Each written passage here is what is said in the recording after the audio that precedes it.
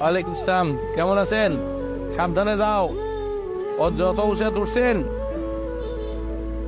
আব্বা মারা যাওয়ার পর সত্যিকার অর্থেই আমার তো জীবনের সব থেকে বড় শক্তি ছিল দাদি। দাদি কাছ থেকে টাকা পয়সা নিতাম, চলতাম। টাকা পয়সা তো আগের বেশি চাহিদা ছিল না, কিন্তু আব্বা মারা যাওয়ার পর তো একটু দিশেহারা অবস্থায় গেলাম। নেত্রীর কাছে সুধা সদনে গেছিলাম, এত চেষ্টা করছি সেদিন, কিন্তু চোখের পানি কেন তারা আটকাইতে পারি নাই।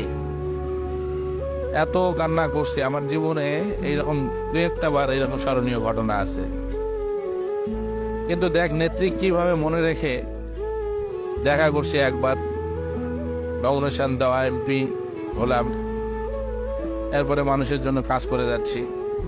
এবং শুধু আমার নয়, সারা বাংলাদেশে যত এমপি মন্ত্রী যারা মারা গেছে তাদের সন্তানদেরকে প্রত্যেককে তিনি মূল্যায়ন করা এবং মনে রাখা। একজন শেখ হাসিনা আওয়ামী লীগ যারা করছে তাদেরকে যে মনে রাখছে, আসসালামু আলাইকুম, মনে রাখছে। বাংলাদেশ আওয়ামী লীগের কয়জন নেতা আছে যে সারা বাংলাদেশের মানুষকে চেনে? হাতে গোনা কয়েকজন আছে।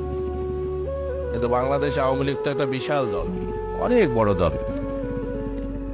এই যে জেলার থেকে উপজেলার থেকে যে মানুষগুলো যায়, যাওয়ার পর যখন নেতার কাছে যায় একটা কথা বা নেত্রীর কাছে কথা বলে, এই যে কাছে বসে নিয়ে একটা কথা কয় না, আর 40 বছরের মনে কর সার্থকতা হয়, মনে কর ফিরে পায় সেখানে। বঙ্গবন্ধু কন্যার কাছে দেখছি অসংখ্য মানুষ সারা বাংলাদেশ থেকে যায়, গণভবনে যাচ্ছে, দেখা করতেছে, গামাতা সত্যায় দিচ্ছে, চিকিৎসা করাচ্ছে। আর পারে কিভাবে? ঘুমায় না তো। আমার কাছে মনে হয় যে মানুষটা বোধহয় মানে রোবটের মতন। আমাদের খুব যখন মানে সংকট মনে হয়, বিশেষ করে অনেক সময় আসে না যে এবার নির্বাচনে কি হবে, কি যে ঘটনা ঘটে, এবার তো বোধহয় আর পারতেছি না।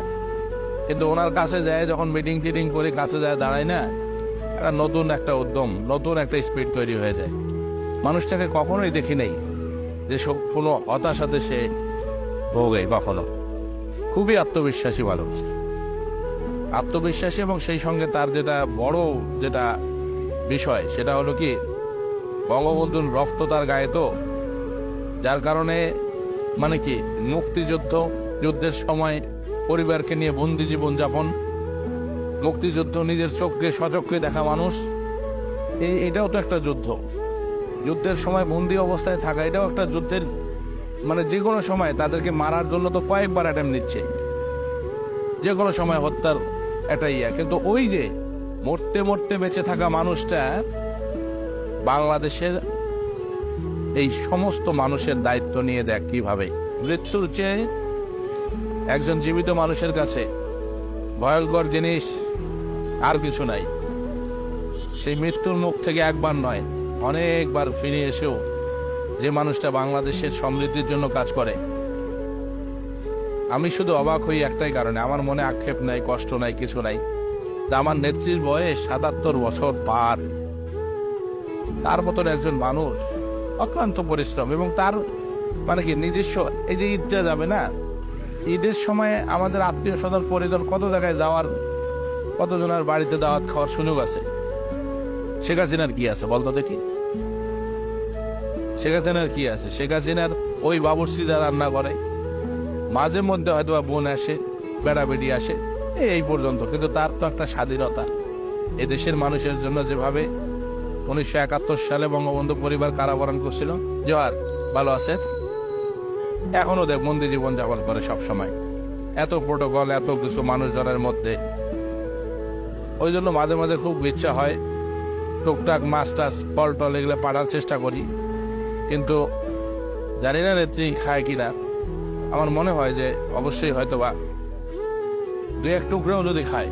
বাজারে গেলে উনি কই মাছ পছন্দ করে, বড় কই লক্ষ্য রাখি সবসময়, যে বিলের কই মাছ পাইলে আওয়ামী লীগের অনেক নেতা বা তোদের মধ্যে একটা অসন্তুষ্টির কাজ করে না, যে জীবনটাই বোধহয় শেষ হয়ে গেল, কি পাইলাম কি হারালাম। এই বিষয়গুলো নিয়ে আসলে একজন শেখ হাসিনাকে, সাওয়ালিকে জোয়ার, একজন শেখ হাসিনাকে যদি প্রকৃতপক্ষে আওয়ামী লীগের নেতাকর্মীরা যদি ভালোভাবে স্টাডি করে, তাদের জীবনে কোনোদিন আক্ষেপ থাকবে না। কোনোদিন আক্ষেপ থাকবে না। আজকে বিএনপি জামাত বা অন্য অন্য দল আক্ষেপ করে যে জেনুইন ভোট অমুক ভোট তমুক ভোট, ভোট কি হয় নাই? জনগণ, এই দেশের সকল ক্ষমতার উৎস হল জনগণ। জনগণ যদি আওয়ামী লীগের সঙ্গে না থাকতো, সম্ভব হতো না, কোনোভাবেই সম্ভব হতো না। তারপরেও আল্লাহর কাছে লাখো শুকরিয়া, আলহামদুলিল্লাহ। আসসালামু আলাইকুম। লাখো শুকরিয়া। বঙ্গবন্ধু কন্যা তো সত্যিকার অর্থে খালি হাতে এই দেশে আসছিল। খালি হাত থেকে দেখ, আমাদের এমপি মন্ত্রী যারা ছেলে মেয়ে আমরা আছি, তাদেরকে যেভাবে উনি সম্মান দিছেন, আমাদের মতো মানুষ 3 বারের এমপি হওয়া এটা চারটিখানি কথা। কি এমন যোগ্যতা আছে? কি যোগ্যতার ভিত্তিতে একবার উপজেলা চেয়ারম্যান, 3 বার এমপি? এটাই পাই না।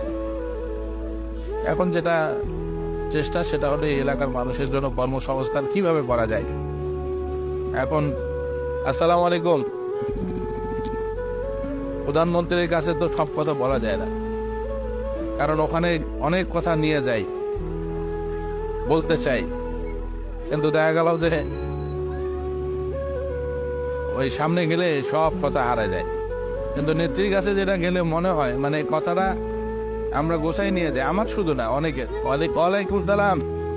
আমার শুধু না, এর ম্যাক্সিমাম এমপি মন্ত্রী যারাই আছে, সামনে গেলে, ওনার সামনে গেলে কেন জানি মানে কথাবার্তা সব এলোমেলো হয়ে যায়।